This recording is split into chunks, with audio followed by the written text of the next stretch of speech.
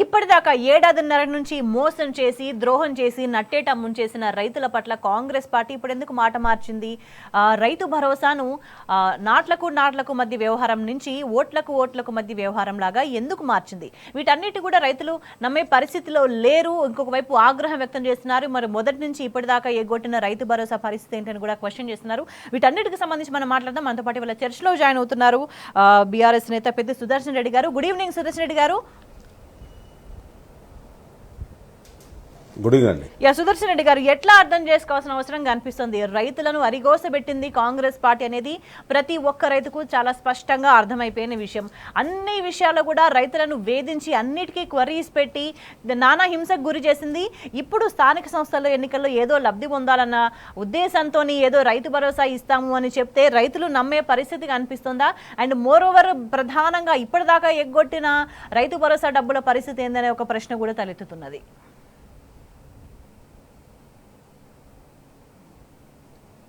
అవునండి, ఇప్పుడు తెలంగాణ రైతాంగం కూడా అవకాశం కోసం చూస్తూ ఉన్నారు.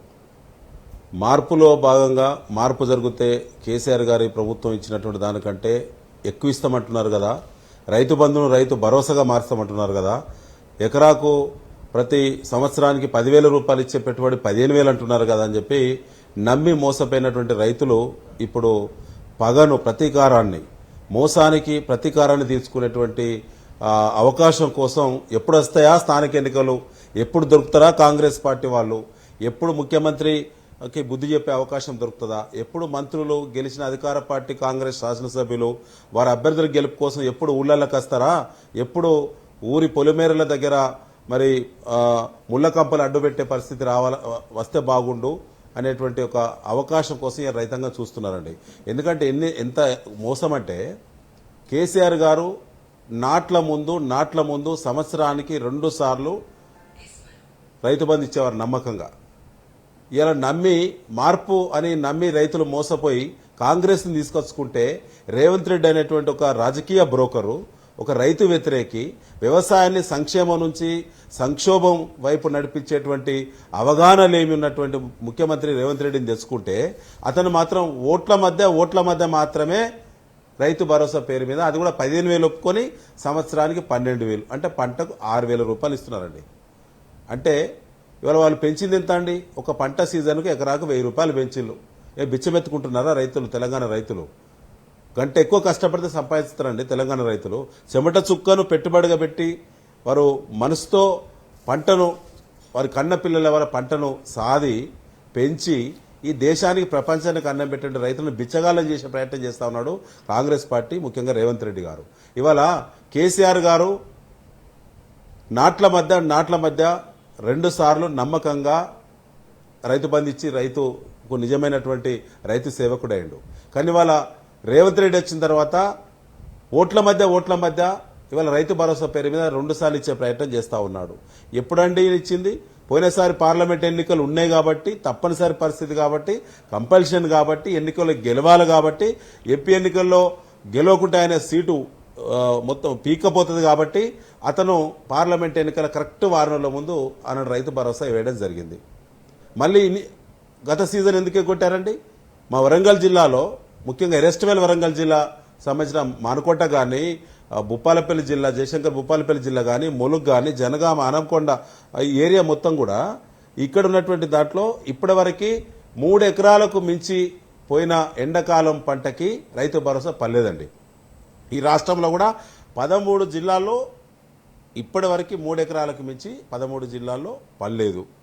అంటే కొన్ని జిల్లాల్లో 4 ఎకరాలకు అక్కడ కొంతమంది రైతులను అటెండ్ చేయడం జరిగింది. మళ్ళీ ఇప్పుడు తప్పనిసరి స్థితి, ఎన్నికలు పెట్టకుండా తప్పించుకునే అవకాశం లేదు. దిక్కులేని స్థితిలో స్థానిక సంస్థల ఎన్నికలు గవర్నమెంట్ దిగొచ్చి పెట్టాల్సిందే, లేకపోతే గ్రామాలన్నీ వల్లకాడైపోయినాయి.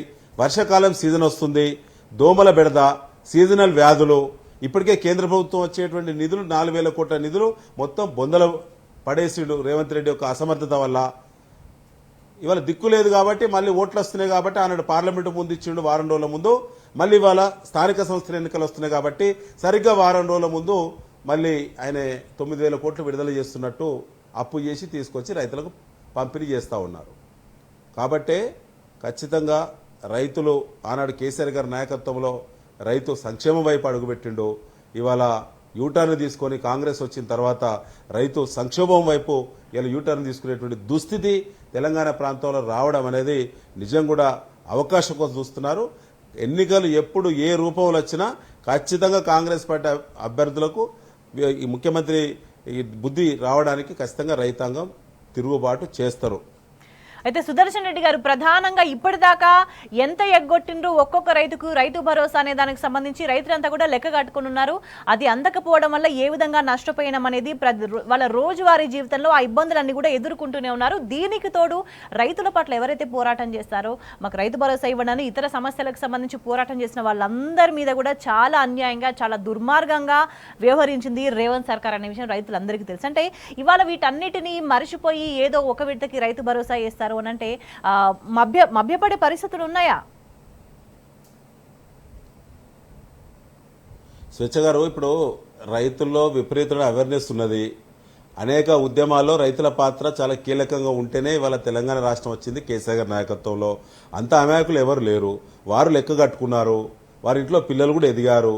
వారు రైతు పిల్లలు కూడా దేశ విదేశాల్లో బ్రహ్మాండమైన విద్యను అభ్యసించినటువంటి అనేక తెలుగుగల కుటుంబాలు వాళ్ళ ప్రతి గ్రామంలో ఉన్నాయి. వారు లెక్కలు కట్టారు. ఇప్పటికీ ఈ సీజన్తో కలుపుకుంటే వారు రైతు డిక్లరేషన్ ఏదైతే వరంగల్ ఆర్ట్స్ కాలేజ్ గ్రౌండ్లో వారి నాయకుడు రాహుల్ గాంధీ గారు వారి అధినేతలు అందరూ కూడా వచ్చి రేవంత్ రెడ్డి అప్పుడు బ్రోకర్ మాటలు చెప్పి పచ్చటి ముద్రను వేసి పచ్చటి పుస్తకాలను పంచింది కదండి రైతు డిక్లరేషన్ చెప్పి. రైతు డిక్లరేషన్ చాలా స్పష్టంగా 15,000 రూపాయలు ఇస్తామన్నారండి సంవత్సరానికి 2 పంటలకు. ఇలా రైతులు లెక్కలు కట్టుకున్నారు. ఇప్పటి వరకు ఈ సీజన్తో కలుపుకుంటే రైతుకు ఇవాళ 25,000 రూపాయలు బకాయి పడ్డరు కాంగ్రెస్ పార్టీ ముఖ్యమంత్రి రేవంత్ రెడ్డి. గెలిచిన అధికార పార్టీ ఎమ్మెల్యేలు బాకీ పడ్డరు. ఇవాళ నిలబడబోయే స్థానిక సంస్థల కాంగ్రెస్ పార్టీ బలపరిచిన అభ్యర్థులు కూడా ఒక ఎకరా ఉన్న దళిత గిరిజన బలహీన వర్గాల రైతులకు, మహిళా రైతులకు, అగ్రవర్ణ పేద రైతులకి ఒక ఎకరా ఉన్న రైతుకు 25,000 బాకీ ఉన్నారు. ఇవాళ 6,000 రూపాయలు ఇస్తున్నారండి. మిగతా 19,000 ఎవరు ఇస్తారు? రేవంత్ రెడ్డి అయ్యిస్తాడా? ఎవరిస్తారండి? దీంతో పాటు సుదర్శన్ రెడ్డి గారు గతంలో 25,000 రూపాయలు బకాయి పడ్డ కాంగ్రెస్ పార్టీ రైతు బంధును వేసిండ్రు, ఇష్టం వచ్చినట్టు ఎన్ని ఎకరాలు ఉంటే అన్ని ఎకరాలకు వేసినాను, ఇష్టం వచ్చినట్టు ఎలక్షన్స్ టైంలో మాటలు మాట్లాడిన కాంగ్రెస్ సర్కారే ఇప్పుడు వాళ్ళకి అవసరం వచ్చేసరికి ఎకరాలకు సంబంధం లేకుండా ఇస్తామని మాట మాట్లాడుతుందా? ఈ మాటలను ఎట్లా చూడాల్సిన అవసరం కనిపిస్తున్నది? అందుకేనండి కేసీఆర్ గారి పాలన ఒక తెరిచిన పుస్తకం. కేసీఆర్ గారు తెలంగాణ రాష్ట్రం తెచ్చిన మహానాయకుడు. కేసీఆర్ గారు ఒక ఉద్యమ స్వభావం గలటువంటి నాయకుడు. తెలంగాణ కోసం పరితపించినటువంటి గుండె మనసు కాబట్టే వారు ముఖ్యమంత్రి స్థానంలో కూర్చున్న తర్వాత కేసీఆర్ గారు మాకు ఒకటే చెప్పారండి. ఆనాడు మేము ఎమ్మెల్యేలు ఉన్నప్పుడు స్పష్టంగా చెప్పారు, ఒక రాజకీయ పార్టీలో పనిచేసే కార్యకర్తల కోసమో కొన్ని కుటుంబాల కోసమో ఒక వర్గం కోసమో తెలంగాణ తెలియదు. తెలంగాణ 4 కోట్ల మంది ప్రజల యొక్క యోగక్షేమాల కోసం తీసుకొచ్చినాము. తెలంగాణ మహోద్యమం జరిగినప్పుడు తెలంగాణ వస్తే ఏ రకమైన బెనిఫిట్స్ వస్తాయి, ఏ రకమైన పథకాలు వస్తాయి, ఏ రకమైన పాలన ఉంటుంది, ఇప్పుడు జరిగేటువంటి పాలనకు భిన్నంగా ఏ విధంగా మనం చేయబోతున్నాం అని చెప్పి ఆయన మాట ఇచ్చినాం. కాబట్టి ప్రతి పథకం కూడా అర్హులైన ప్రతి వ్యక్తికి చేరాలి. రాజకీయం లేదు, కులం మతం లేదు. పథకాన్ని రచించినప్పుడు ప్లాన్ చేసినప్పుడు ఎలిజిబిలిటీ ఏందని చెప్పి నిర్ధారణకు వచ్చిన తర్వాత ప్రతి ఒక్కరు కూడా ఇలా ట్రాన్స్పరెంట్గా డీబీటీ విధానం తీసుకొచ్చి ప్రతి పథకాన్ని అమలు చేశారండి కేసీఆర్ గారు. కానీ ఇవాళ రేవంత్ రెడ్డి వచ్చిన తర్వాత ఏం జరుగుతుంది మీరు చూస్తున్నారు కదండి. రేవంత్ రెడ్డి గారు వచ్చిన తర్వాత ప్రతిది కూడా కుచిత బుద్ధి, చిల్లర వేషాలు, వర్గ విభేదాలు, ప్రజలను చీల్చి పరిపాలన చేయడం, ఇవన్నీ కూడా మనం చూస్తున్నాం కదా. కాబట్టే ఇప్పుడు ఖచ్చితంగా 25,000 రూపాయలు ప్రతి ఎకరా ఉన్నటువంటి రైతుకు బాకీ పడ్డరు కాంగ్రెస్ పార్టీ. ఎకరాకు 25,000 బాకీ పడ్డరు. 4 ఎకరాల రైతుకు 1,00,000 రూపాయలు బాకీ పడ్డరు. ఇట్లా 10 ఎకరాల రైతుకు 2.5 లక్షలు బాకీ పడ్డరు. ఇవ్వకుండా గ్రామాలు అడుగు పెడతారా అండి? కాంగ్రెస్ పార్టీ అభ్యర్థులు ఊళ్ళో ఉండే వాళ్ళే కదా. రేపు స్థానిక సంస్థల్లో వాళ్ళు నిలబడితే వాళ్ళు ఏ ముఖం పెట్టుకుని ఓట్లాడుతారు? ఏ ముఖం పెట్టుకుని వాళ్ళు బలపరిచిన వాళ్ళు బీఫామ్లు ఇచ్చిన అభ్యర్థులకు మేము చేసినామంటే బ్రహ్మాండంగా పచ్చటి పుస్తకం ఆనాడు రైతు డిక్లరేషన్ పేరు మీద ముద్ర చేస్తే జనాలు నమ్మిళ్ళు, రైతులు నమ్మి ఓట్లేసిళ్ళు, మళ్ళొకసారి నమ్మండి అని అడుగుతారా అండి? Yes, ఏ ముఖం అంటే పెట్టుకుని ఎన్నికల అడుగుతారు? సందర్భంలో వాళ్ళ అవసరాల కోసం అంటే ఇవ్వాల్సి వచ్చినప్పుడు రైతులంతా కూడా గట్టిగా అడుగుతున్న సందర్భంలో రైతులను కేటగరైజ్ చేసి ఒక్కొక్కరికి ఒక్కొక్క విధంగా హామీలు ఇచ్చి ఎట్లా ఆచరణ సాధ్యం ఇది అని అంటే కూడా రకరకాల కథలు చెప్పిండ్రు, రకరకాలుగా మోసం చేసిండ్రు. వాటన్నిటికీ సంబంధించి మనం మరింత వివరంగా నేను అదే అంటున్నా స్వేచ్ఛ గారు, నేనేమంటున్నా అన్నాడు కేసీఆర్ గారిని, ఒక్క నిమిషం అన్నాడు కేసీఆర్ గారి మీద ఇంత దుష్ప్రచారం చేసినందుకు కాంగ్రెస్ పార్టీ ఒక సెక్షన్ ఆఫ్ ఎల్లో మీడియా ఎంత దుష్ప్రచారం అండి. రేవంత్ రెడ్డి అనేటువంటి వ్యక్తి ఆ నోరు సుండు నోరు పెట్టుకొని ఎన్ని రకాల విమర్శలు చేశారండి. అవన్నీ వాళ్ళ సోషల్ మీడియాలో తిరుగుతున్నాయి. అన్నాడు ఏం మాట్లాడిళ్ళు, గుట్టలకి ఇస్తారు, చెట్లకి ఇస్తారు, పుట్టలకి ఇస్తారు, వేస్ట్ ల్యాండ్స్కి ఇస్తారు, వాటర్ షెడ్ ల్యాండ్స్కి ఇస్తారు, వాటర్ షెడ్ కాంటెంట్లో ఉన్నటువంటి ల్యాండ్స్కి ఇస్తారు, భూస్వాములకి ఇస్తాను, దొరలకి ఇస్తాను. మరి ఏరండి ఇప్పుడు మళ్ళీ అదే కేసీఆర్ గారు ఇచ్చినటువంటి 1,49,00,000 ఎకరాలకు దాదాపు 1,50,00,000 ఎకరాల సాగు యోగ్యమైనటువంటి భూమికి ఆనాడు కేసీఆర్ గారు ఇచ్చారు. ఇవాళ వాళ్ళు తప్పు తెలుసుకొని విమర్శలు తప్పు, వీళ్ళందరికీ ఇవ్వాల్సిందే అని చెప్పి కేసీఆర్ గారు ఎవరెవరికైతే ఇచ్చిండో ఇవాళ రేవంత్ రెడ్డి ప్రభుత్వం కూడా మళ్ళీ వాళ్ళందరికీ వాళ్ళు ఇస్తా ఉన్నది. చెప్పలేము అది ఇస్తుందా అని చెప్పి ప్రకటన అయితే వచ్చింది, కానీ ఇస్తామని అంటున్నారు. మరి వాళ్ళ మేము అడుగుతున్నామండి బీఆర్ఎస్ గా, కేసీఆర్ గారు అన్ని విధాలుగా దుష్ప్రచారం చేసి విమర్శలు చేసింది కదా. తుమ్మల నాగేశ్వరరావు గారు వ్యవసాయ శాఖ మంత్రి గారు కేసీఆర్ గారు గవర్నమెంట్ లో ఉన్నారు, రేవంత్ రెడ్డి గవర్నమెంట్ లో ఉన్నారు, వారు కూడా దుష్ప్రచారం చేస్తున్నాడు. జూపల్లి కృష్ణారావు గారు ఈ గవర్నమెంట్ ఉన్నారు, ఆ గవర్నమెంట్ ఉన్నారు, వారు అదే మాట్లాడుతూ ఉన్నారు. అంటే పొంగులేటి శ్రీనివాసరెడ్డి గారు అయితే ఆయన నిక్కి మాట్లాడుతున్నాడు ఈ మధ్యలో. సుదర్శన్ రెడ్డి గారు అంటే మీరు మెన్షన్ చేసినట్టుగా ఆనాడు అబద్ధపు ప్రచారాలు, దుర్మార్గపు ప్రచారాలు చేసిన ఎల్లో మీడియానే ఇవాళ రేవంత్ రెడ్డి పరిపాలనలో అనేక వర్గాలు అనేక ఇబ్బందులు పడుతుంటే రేవంత్ రెడ్డి పరిపాలన ఆహా ఓహో అంటూ అద్భుతం ఉందంటూ తప్పుడు వార్తలు ప్రచారం చేస్తుంది, పొగుడుతుంది. కానీ అవన్నీ అబద్ధాలను ప్రజలకు చాలా స్పష్టంగా అర్థమైపోతుంది. సుదర్శన్ రెడ్డి గారు ఇప్పటికీ ఒక విడత ఏదో వేసి మమ అనిపించి రైతులను బుట్టలో వేసుకుని ఓట్లు దండుకుందామనే ప్రయత్నం చేస్తున్నారు. కానీ ఈవెన్ ఇప్పటికీ కూడా మళ్ళొక వైపు క్వరీస్ పెడుతూనే ఉన్నారు. అర్బన్ రైతులకి పెట్టుబడి సాయం ఎందుకు అనంటూ ఎగవేసే ప్రయత్నం మళ్ళొక్కసారి చేస్తున్నారు. అంటే శివారు ప్రాంతాలు అర్బన్ ఏరియాస్ లో చేసేవాళ్ళు రైతులు కారా అనే ఒక ప్రశ్న కూడా సందేహం తలెత్తుతున్నది. అంటే ఎక్కడ అవసరమైన చోట ఎక్కడ క్వరీస్ పెట్టేది ఉంటే అక్కడికక్కడ కోతలు విధించడమే వీళ్ళు అలవాటుగా కనిపిస్తున్నది కదా. ఇప్పుడు ఇది 2 రకాల కుట్రలు ఇందులో దాగున్నాయండి. ఒకటి అర్బన్ రైతులకు ఎందుకని అంటున్నారు. అర్బన్ అంటే ఏంటండి, అర్బన్ అంటే ఏంటి? ఇటీవల కాలంలో కార్పొరేషన్లు విస్తరించబడ్డాయి. 50-60 గ్రామాలు, 70-80 పాత గ్రామ పంచాయతీలు విలీనమైనాయి. ఆ ప్రాంతంలో లక్షలాది ఎకరాల వ్యవసాయ భూములు ఉన్నాయి. ఇలా హైదరాబాద్ చుట్టుపక్కల కూడా మరి అనేక పండ్ల తోటలు కానీ అదేవిధంగా ప్రత్యేక గ్రేప్ పంట కానీ తోటలు కానీ అదేవిధంగా ప్రత్యేకంగా మనకు కూరగాయలు కానీ అద్భుతంగా వేలాది ఎకరాల పంట వస్తుంది. అది వస్తేనే కానీ హైదరాబాద్ నివసించే 1.5 మందికి కడుపు నిండేది. వారికి పెట్టుబడి సాయం ఇవ్వద్దా? అది పంట కాదా? అది వ్యవసాయం కాదా? నాగలు బట్టి వలపట దాపట ఏమైనా వర్షాలు మారుతాయండి? కూరగాయలు పండించే వాళ్ళు, పండ్ల తోటలు పండించేటువంటి రైతులు, ఇతర వ్యవసాయ పంటలు ఏవైతున్నాయి అంటే కమర్షియల్ క్రాప్స్ కానీ ముఖ్యంగా ఫుడ్ గ్రెయిన్స్ కానీ కాకుండా ఇతర పంటలు పండించేటువంటి రైతులు వాళ్ళు నాగలు బట్టి దురితే వలపట దాపడైతే దాపడ వలపడైద్దండి. ముఖ్యమంత్రి కూడా చాలా ప్రగల్భాలు చెప్పిండ్రు. ఎన్నికలకు ముందు ఎట్లా ఇస్తారు అనంటే వాళ్ళు చాలా డీటెయిల్ గా ఎట్లా అమలు చేస్తామని కూడా అబద్ధాలు మాట్లాడారు. ఇప్పటిదాకా కార్యాచరణ ఏమీ లేదు దానికి సంబంధించి కూడా. ఆనాడు కౌలు రైతులు అని చెప్పి రెచ్చగొట్టి విషప్రచారం చేసి ఆనాడు వాళ్ళందరూ ఉసిగొలిపి కేసీఆర్ గారిని బదనాం చేసినటువంటి మురిగినటువంటి వాళ్ళందరూ కూడా ఇప్పుడు ఎవరు అడ్రస్ లేరు. ఆనాడు కొంతమంది ఒక సెక్షన్ ఆఫ్ మీడియాతో పాటు ఒక సెక్షన్ ఆఫ్ మేధావులుగా కొంతమంది చెలమనేటువంటి వాళ్ళు కూడా లేనిపోయిన ఆర్టికల్స్ రాసిన చాలా కొన్ని ఆర్గనైజేషన్స్ పేరు పెట్టి అప్పటికప్పటికే పుట్టుకొచ్చిన వేదికల పేరు పెట్టుకుని రాసిన వాళ్ళందరూ ఇప్పుడు ఎవరు అడ్రస్ లేరు. ఇవాళ కౌలు రైతులకు న్యాయం జరగద్దా అండి? మరి ఇవాళ వ్యవసాయ కూలీలను గుర్తించడం 12,000 రూపాయలు ఇస్తున్నామని చెప్పి గుర్తించిళ్ళు, వారికి తెల్లగాయిదం టైప్ చేసి చేతిలో పెట్టిళ్ళు. 6 నెలలైంది, దిక్కులేదు. అధికారులు ముఖం చాటేసిళ్ళు. కలెక్టర్ల దగ్గరికి గ్రీవెన్స్ పోతే లోపల రానివ్వట్లేదు వాళ్ళని. వాళ్ళు వ్యవసాయ కూలీలు కదా, వాళ్ళకి న్యాయం జరగద్దా? ఇవాళ కౌలు రైతులకు జరగద్దా?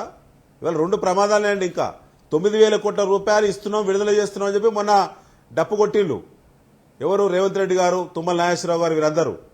ఇప్పుడేమైతుంది? ఇవాటి వరకేదో 3 ఎకరాలకేదో పడదా అంటున్నారు. అది కూడా మొత్తం కాదండి, ప్రకటనకు క్షేత్రస్థాయిలో పల్లెల్లో, తండాల్లో, గూడాల్లో నివసించేటువంటి 20 గుంటలో ఎకరా ఉన్న సామాన్య రైతుల సెల్ ఫోనుకి అది రీచ్ అయ్యేంత వరకు ఇంకో ఘోరమైన పరిస్థితుల్లో మెసేజ్ వస్తే 1000 మంది రైతులకు ఖాతాల మాత్రం డబ్బులు పడే అదొక డ్రామా. ఇవాళ 9,000 కోట్లు విడుదల చేస్తామని అంటున్నారు. రోజుకు 1000 కోట్లు 500 కోట్లు విడుదల చేస్తా ఉన్నారు. 9,000 కోట్లు పడేదాకా కూడా నమ్మకం లేదు. స్థానిక సంస్థల ఎన్నికలు పెట్టే పరిస్థితి ఉంటేనే 9,000 కోట్లు రైతుల ఖాతాలో పడతాయి. దయచేసి 70 లక్షల పైచిరుకున్న రైతులు కూడా మేము విజ్ఞప్తి చేస్తున్నాం. ఈ రైతు భరోసా ఎందుకు ఇస్తున్నాడో అర్థం చేసుకోండి. నాట్లకు ముందు రైతు బంధు ఖచ్చితంగా ఇచ్చిన మహానాయకుడు కేసీఆర్ గారు, రాజకీయానికి సంబంధం లేకుండా ఎన్నికల తెల్లారు కూడా రైతు బంధు ఇచ్చిన సమయానికి. కానీ ఇవాళ ఓట్లకు ముందు మాత్రమే రేవంత్ రెడ్డి ఇవాళ రైతు భరోసా ఇస్తా ఉన్నాడు. ఆయన ఎందుకోసం ఇస్తున్నాడు? మన కోసం ఇస్తున్నాడా, ఓట్ల కోసం ఇస్తున్నాడా చూడండి. ఒకవేళ ఓట్లు కనుక లేకుంటే లేదు అన్న రోజున రైతు భరోసా ఆగిపోద్ది. గతంలో ఆగిపోయినాయి. పోయిన సీజన్లో 3 ఎకరాలు 4 ఎకరాల వరకు వచ్చింది కదా, మరి మిగతా రైతులకు ఇవ్వరా? 7,500 రూపాయలు ఒక పంటకి ఇస్తామన్నారు కదా, మరి ఇప్పుడు 6,000 ఇస్తున్నారు. మిగతా బకాయి ఎవరు ఇస్తారు? తర్వాత ఇప్పుడు దీని తర్వాత కూడా ఎప్పుడు ఏ లెవెల్లో ఎన్ని ఎకరాలకు రీచ్ అయిన తర్వాత రైతు బంధు ఆగుద్దో తెలియదు. ఓట్లుంటేనే వస్తుంది రైతన్నలరా. ఒకవేళ గనక ఓట్లుండి పరిస్థితి ఉంటే ఈ రైతు భరోసా వేస్తారు. ఎందుకంటే అప్పు మొన్న మనల్నే కుదవబెట్టి రైతు అప్పు తీసుకొచ్చిన రేవంత్ రెడ్డి వేస్తాడు కావచ్చు. కానీ ఓట్లైన తెల్లారి శాశ్వతంగా రైతు భరోసా ఉండదు. ఇది ఓట్ల భరోసా తప్ప ఇది రైతు భరోసా కాదు. మిత్రులారా, రైతన్నలారా, చైతన్యం కావాలని చెప్పి మరొకసారి విజ్ఞప్తి చేస్తున్నాం. ఎస్, అంటే సుదర్శన్ గారు ఇవన్నీ గమనిస్తే గత సీజన్లన్నింటికి సంబంధించి చూసుకుంటే రైతులను ఈ ప్రభుత్వం ఉద్దేశపూర్వకంగానే వేధింపులకు గురి చేసిందనే అనుమానాలు కలుగుతున్నాయి. దానికి సంబంధించి వివరంగా మాట్లాడదాం. సుదర్శన్ రెడ్డి గారు, కాంగ్రెస్ ప్రభుత్వానికి అన్ని విషయాలకు సంబంధించి స్పష్టత ఉంది. తాము ఇచ్చిన హామీలు ఆచరణ సాధ్యం కాదు అనే స్పష్టత ఉన్నది. మనం చెప్పిన మాటలను మీ రైతులు మోసపోతున్నారనే స్పష్టత ఉన్నది. మా మాటలు నమ్మి అప్పులు కట్టేసుకున్నారు, ఇబ్బందులు పడుతున్నారనే స్పష్టత ఉన్నది. మనం ధాన్యం కొనకపోతే వాళ్ళంతా కూడా రోడ్డున పడతారన్న స్పష్టత ఉన్నది. నీళ్లు లేకపోతే మరింత ఇబ్బంది పడతారన్న స్పష్టత ఉంది. అన్నిటి విషయాలకు స్పష్టత ఉంది. కానీ ఉద్దేశపూర్వకంగానే ఇప్పుడు ఎన్నికలు ఉన్నాయి కాబట్టి ఏదో మాట మార్చింది. కానీ ఉద్దేశపూర్వకంగానే రైతులను వరుసగా కంటిన్యూస్ గా వేధిస్తూ వచ్చింది. వాళ్ళ ప్రాణాలు పోవడానికి కారణమైతా వచ్చింది అని భావించాల్సిన అవసరం కనిపిస్తున్నదా? అవునండి, ఇప్పటికీ 560 మంది రైతులు మట్టిపూలు ఇవాళ చనిపోవడం జరిగింది. 560 మంది రైతులండి. ఈయనొచ్చి 18 నెలలు. ఏమాత్రం ఒక్కసారైనా రివ్యూ జరిగిందండి? ఒకప్పుడు కాంగ్రెస్ పార్టీ అధినేత సోనియా గాంధీ గారు తెలంగాణ పర్యటనకు ఆనాడు వచ్చారు. ఆనాడు ఇప్పుడు వచ్చినప్పుడు అప్పుడు యూపీఏ రాకముందు suicides bowl of India Telangana reason అని చెప్పి మాట్లాడినటువంటి కాంగ్రెస్ పార్టీ అధినేత ఆ తర్వాత కేసీఆర్ గారు తెలంగాణ రాష్ట్రం తీసుకురావడం, తెలంగాణ రాష్ట్రంలో ఆత్మహత్యలు సమూలంగా నిర్మూలించడము, రైతుల యొక్క మానసిక స్థితి ఒత్తిడి నుంచి రైతులను మళ్లింపజేయడము, తర్వాత నూతన జీవన విధానం వైపు ఆలోచింపజేయడము, ఆర్థిక పరిపుష్టి కలిగే విధంగా 2 పంటల ప్లాన్ చేయడము, సరిపడా సాగునీళ్లు, కరెంటు అన్ని ఇవ్వడము, మద్దతు ధరకు ప్రభుత్వానికి నష్టం ప్రభుత్వానికి ఎంత అయితే ఏంటి, రైతులు బాగుంటే చాలని ఒక గొప్ప సంకల్పంతో కేసీఆర్ గారు ఓపీఎంఎస్ అంటే ఆన్లైన్ ప్రొక్యూర్మెంట్ మేనేజ్మెంట్ సిస్టమ్ తీసుకొచ్చి సివిల్ సప్లైస్ డిపార్ట్మెంట్ స్ట్రెంథన్ చేసి ఈ దేశం గర్వపడే విధంగా దేశానికే తలమానికంగా మొట్టమొదటిసారి ఇవాళ మంచి ప్రొక్యూర్మెంట్ విధానాన్ని తెలంగాణలో తీసుకొచ్చి ధాన్యం మద్దతు ధర కొనుగోలు చేయడము, ఇవన్నీ కూడా కేసీఆర్ గారు చేసి ఇలా రైతులు బలపడితే గ్రామీణ ఆర్థిక వ్యవస్థ బలపడుతుంది.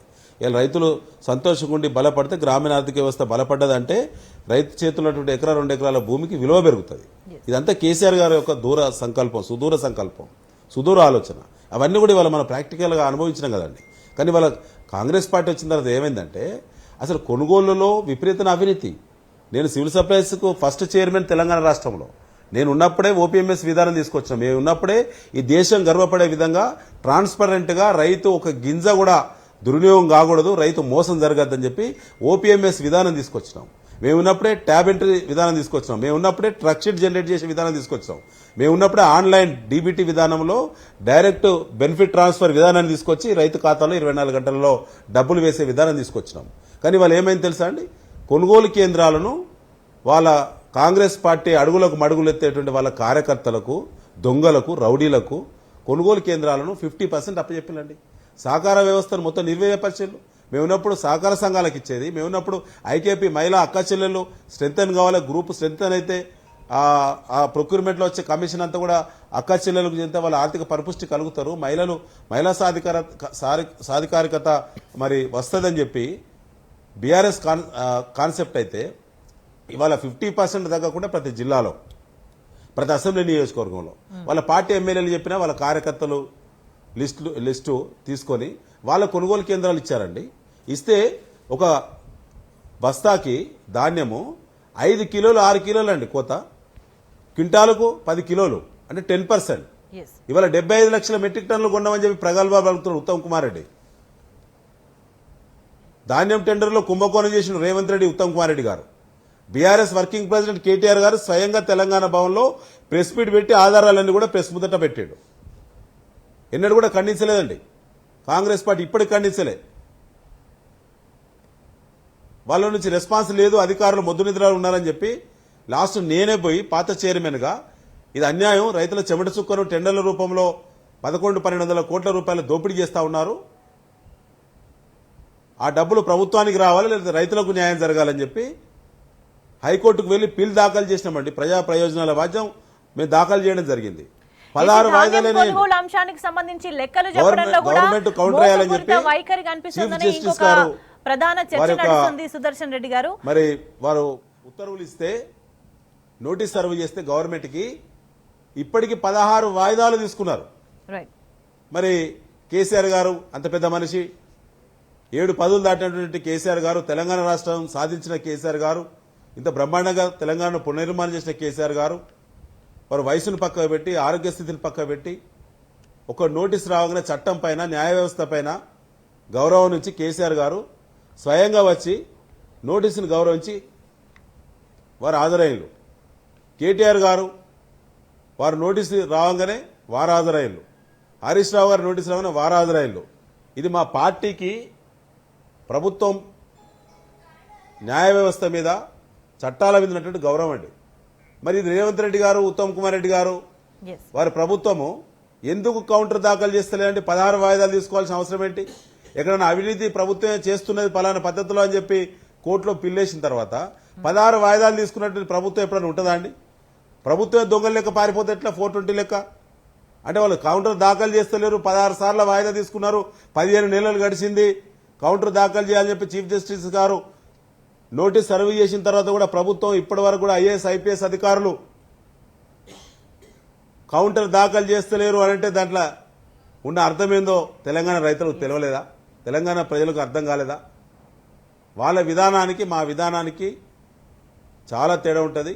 ఇప్పటికైనా రేవంత్ రెడ్డి గారు వారు రైతులను పూర్తిగా నట్టేట ముంచే ప్రయత్నం చేస్తూ ఉన్నారు. ముఖ్యంగా ప్రాజెక్టులు అండి, ప్రాజెక్టులు ఎక్కడెక్కడ కుప్పగూలిపోయినాయి. కాళేశ్వరం మీద విపరీతంగా దుష్ప్రచారం చేసిన 1,00,000 కోట్లు గోదావరిలో కలిసిపోయినాయని చెప్పి ఇవాళ ఒక్కొక్కటి తేలిపోయింది కదండి. ఆనాడు లైవ్లో ఉన్న ప్రాజెక్టులన్నీ ఇవాళ కుప్పగూల్చింది ఎవరు? కుట్రపూరితంగా ఆపింది ఎవరు? ఒక పిల్లరో 2 పిల్లరో క్రాక్ వస్తే ప్రాజెక్టు మొత్తాన్ని పండబెట్టింది ఎవరు?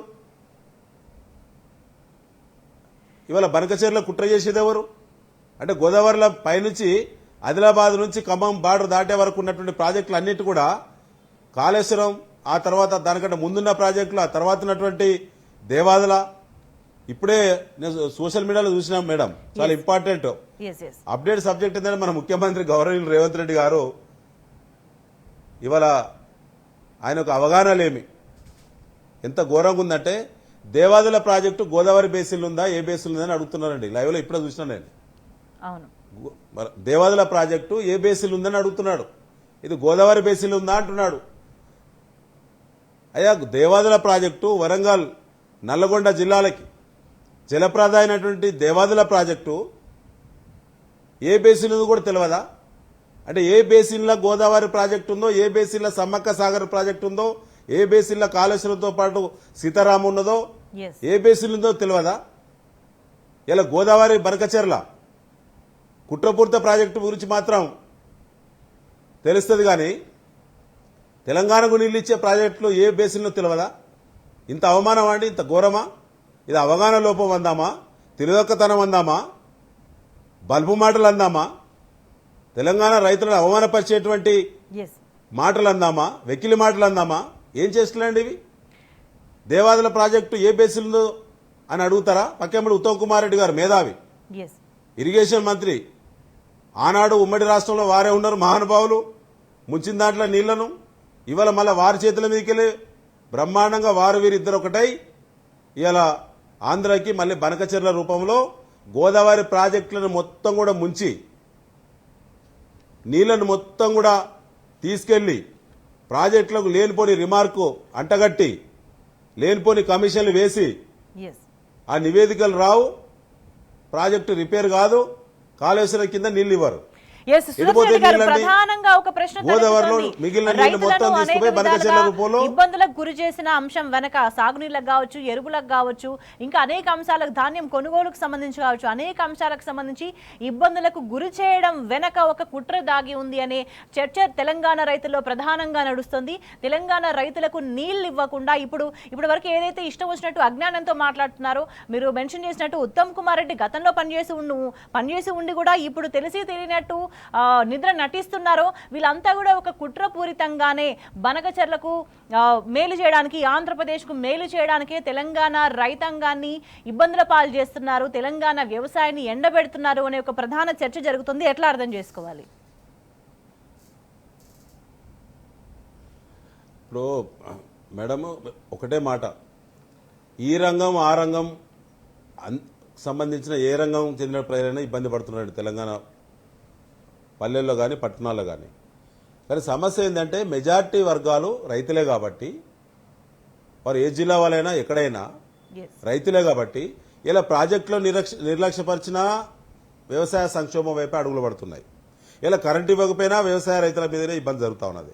ఇలా కొనుగోలు సరిగ్గా చేయకుండా దోపిడీ చేసినా రైతులకే ఇబ్బంది, అంటే మెజార్టీ వర్గాలకు ఇబ్బంది జరుగుతూ ఉన్నది.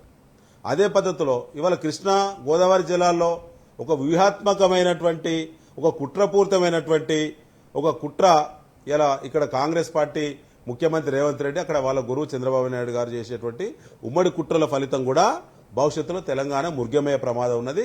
అది కూడా వ్యవసాయ సంక్షోభం వైపే అడుగులు పడేటువంటి అవకాశం ఉన్నది. అంటే మీరు ఏ సమస్య తీసుకున్నా రైతులను కాళ్లకు బంధాలు వేసి రైతులను పడగొట్టే ప్రయత్నం చేస్తూ ఉన్నారు. కేసీఆర్ గారు, బీఆర్ఎస్ పార్టీ రైతును నిలబెట్టే ప్రయత్నం చేసిండు. రైతు ఆత్మగౌరవంతో బ్రతికే, స్వతంత్రంగా బ్రతికే, ఎవరి దగ్గర పోయి తలదించి అప్పడకుండా చేసే ప్రయత్నం చేసిండు కేసీఆర్ గారు.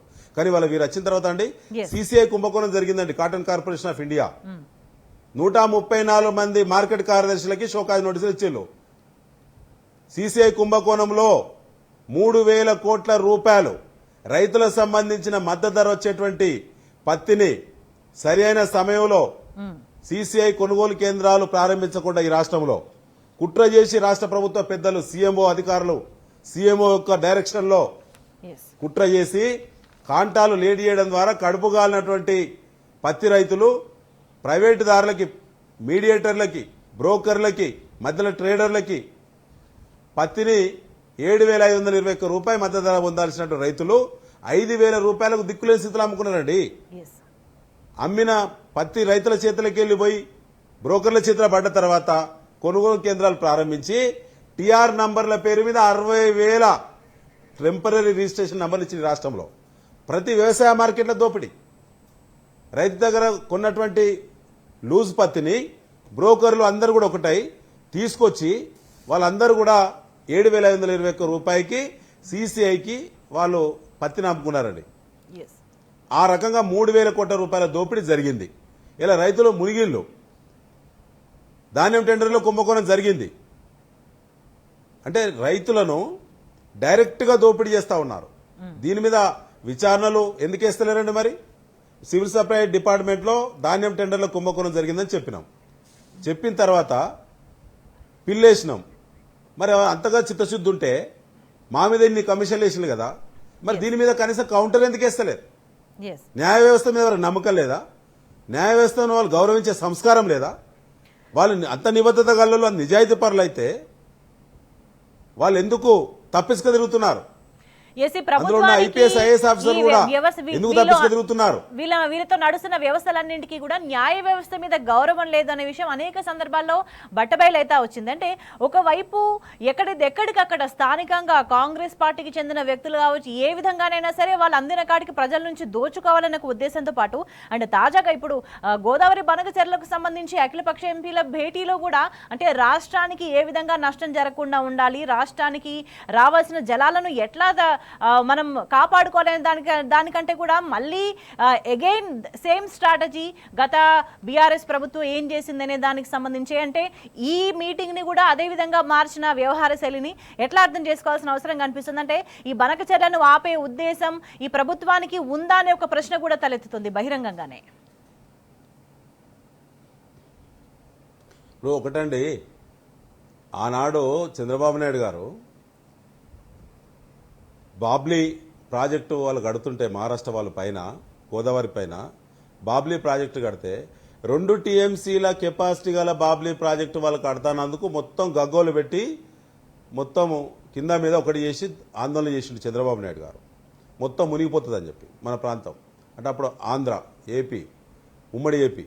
మరి వాళ్ళ 200 పైచిలుకు టీఎంసీ సామర్థ్యం గల కెపాసిటీ గల బనకచెర్ల అదే చంద్రబాబు నాయుడు గారు కడుతుంటే ఇలా తెలంగాణ ప్రత్యేక రాష్ట్రం అయింది. నిధుల మీద, నీళ్ల మీద, నియామకాల మీద సంపూర్ణమైన అవగాహన తెలంగాణ ప్రజలందరికీ వచ్చింది. అనుభవాలనే మన ముందు, ఫలితాలు ఉన్నాయి, ఫలాలు వచ్చినాయి. ఇక చిట్ట చివరి సమయంలో ఇలా కట్టిన ప్రాజెక్టులన్నీ ఎండబెట్టే కుట్ర కాదండి రేవంత్ రెడ్డి గారిది? మొన్న హరీష్ రావు గారు పవర్ పాయింట్ ప్రజెంటేషన్ తెలంగాణ భవన్లో ఇచ్చిన తర్వాత 6 గంటల తర్వాత ఉత్తమ్ కుమార్ రెడ్డి లేఖ విడుదల చేస్తాడు బనకచెర్ల మీద మా అభ్యంతరం అని. వారం రోజుల తర్వాత ఇవాళ రేవంత్ రెడ్డి అన్ని పార్టీలను పిలిచి ఆల్ పార్టీ మీటింగ్ పెడతాడు, పెట్టి రాజకీయ ముచ్చట్లు మాట్లాడతాడు. ఇవాళ దేవాదుల ఏ బేసిల్ ఉంది అని చెప్పి అతను అడుగుతాడు లైవ్లో. అంటే వాళ్ళ చిత్తశుద్ధి ఏంటండి? దేవాదుల ఏ బేసిల్ ఉందో ముఖ్యమంత్రి తెలియకుండా గోదావరి బనకచెర్ల కనెక్టివిటీ అయితే లింక్ ప్రాజెక్ట్ ఉందో దాన్ని వాళ్ళు అడ్డుకుంటారని చెప్పి తెలంగాణ ప్రజలు ఎట్లా నమ్మాలి? బీఆర్ఎస్ వాళ్ళు ఎంబడి నడిచి ఇలా మా యొక్క పవిత్రత, మా ఉద్యమ స్పిరిటు, మా పోరాట పటిమ దెబ్బతింటది. కాబట్టే ఇలా రేవంత్ రెడ్డి ఖచ్చితంగా చంద్రబాబుకు ఏజెంట్గా గురుదక్షిణ చెల్లించుకుంటున్నాడు. తెలంగాణ విఫల ప్రయోగం అని చెప్పేటువంటి ఒక విష ప్రచారానికి కేసీఆర్ వ్యతిరేకులు అనే దాంతో పాటు తెలంగాణ వ్యతిరేకులు అందరూ వివిధ పద్ధతిలో మళ్ళీ ఒకటవుతున్నారు.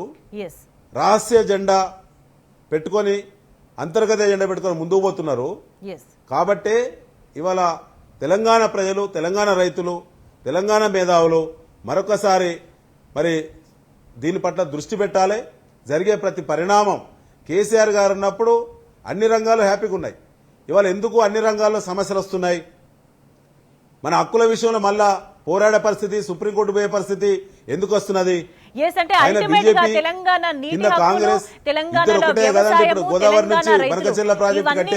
ఒకదానికొకటి ముడిపడి ఉన్న అంశాలు. వీటన్నింటిలో రేవంత్ సర్కార్ వైఖరి ఒకే విధంగా కనిపిస్తుంది, బీజేపీ వైఖరి కూడా అదే విధంగా కనిపిస్తుంది. ఏంటంటే మొత్తం ద్రోహం చేయడమే ప్రధాన ధ్యేయంగా కనిపిస్తుంది. సో ఈ నేపథ్యంలో ఇక ముందు ఏం జరగబోతుందని అనుకోవాలి? ఒకటి మేడం, అల్టిమేటో ఇవాళ ఆంధ్రలో ముఖ్యమంత్రిగా ఉన్న తెలుగుదేశం పార్టీ చంద్రబాబు నాయుడు గారికి ఇక్కడ కాంగ్రెస్ ముసుగేసుకున్నా కూడా ఈయన కూడా వీరొక స్వభావం ఒకటే. అసలు వీరి రేవంత్ రెడ్డి గారి స్వభావం తెలంగాణ స్వభావం ఎందుకైద్దండి? ఏ ఒక్కనాడు జయ తెలంగాణ అనలేదు. తెలంగాణ అమరవీరులకు ఉండేటువంటి వారి యొక్క త్యాగనిరతి కానీ, వారి ఆలోచన విధానం కానీ ఆనాడు ఉద్యమాల్లో ఉన్నప్పుడు, అదేవిధంగా ఇవాళ కేసీఆర్ గారు తెగించి కొట్లాడినటువంటి కేసీఆర్ గారి స్వభావం కానీ తెలంగాణకు అనుకూలంగా ఉంటుందండి. దాని నుంచే కదా టీఆర్ఎస్ ఆనాడు తర్వాత బీఆర్ఎస్ వచ్చింది. రేవంత్ రెడ్డి గారి స్వభావం తెలంగాణకు అనుకూలంగా ఎందుకు ఉంటుందండి? రేవంత్ రెడ్డి గారి స్వభావం చంద్రబాబు నాయుడు గారికి అనుకూలంగా ఉంటుంది. ఎస్ వారు ఆ స్కూల్ స్టూడెంట్ కదా, ఖచ్చితంగా వారు ఉద్యమాలు ఉన్న వాళ్ళు కాదు.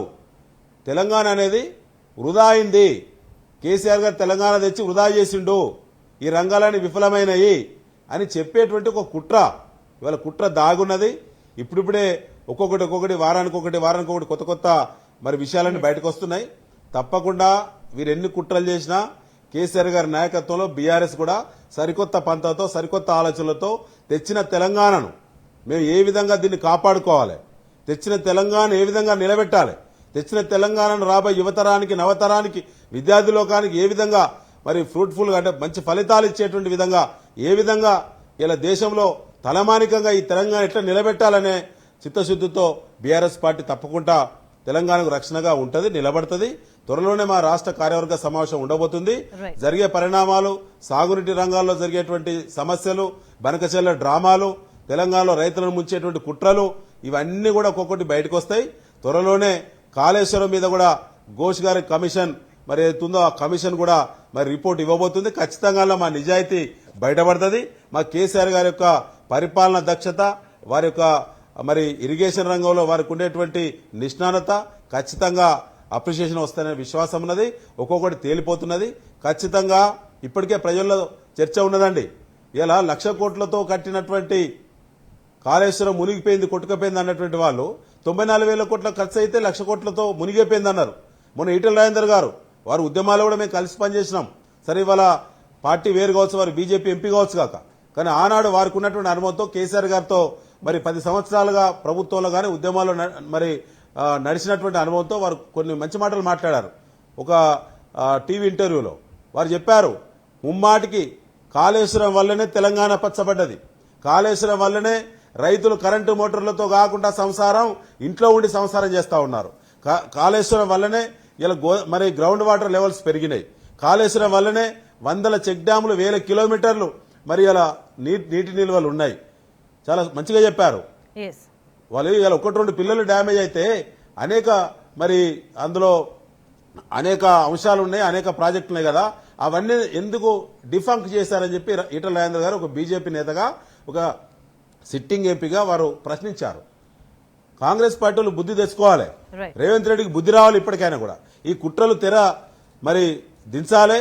వారు దించకుంటే ప్రజలే దించుతారు. త్వరలోనే ఖచ్చితంగా మరి ఈ యొక్క కాళేశ్వరం ప్రాజెక్టును కాపాడేటువంటి ఉద్యమం కూడా, కాళేశ్వరం ప్రాజెక్టును తిరిగి ఫంక్షనింగ్ చేయాలి, కాళేశ్వరం ప్రాజెక్టు తిరిగి ప్రజలకు రైతులకు అందుబాటులో రావాలి, కాళేశ్వరం ద్వారా ఎత్తిపోసే పవిత్ర గోదావరి జలాల ద్వారా రైతుల పాదాలు కడిగి నమ్మకంగా రెండో పంటకు నమ్మకంగా నీళ్లు ఇవ్వాలనే సంకల్పంతో బీఆర్ఎస్ పార్టీ తప్పకుండా సరికొత్త ఉద్యమం చేపట్టబోతుంది. Right, thank you Sudarshan Reddy గారు, మీ అభిప్రాయాలు తెలియజేసినందుకు. అల్టిమేట్ గా కాంగ్రెస్ ప్రభుత్వం చేసిన కుట్రలన్నీ కూడా ప్రజలకు చాలా స్పష్టంగా అర్థమైపోతున్నాయి. ఇప్పుడు తాజాగా కొత్త కుట్ర, రైతుల మీద చేస్తున్న కుట్రకు సంబంధించి క్షేత్ర స్థాయిలో రైతులు ఏమనుకుంటున్నారు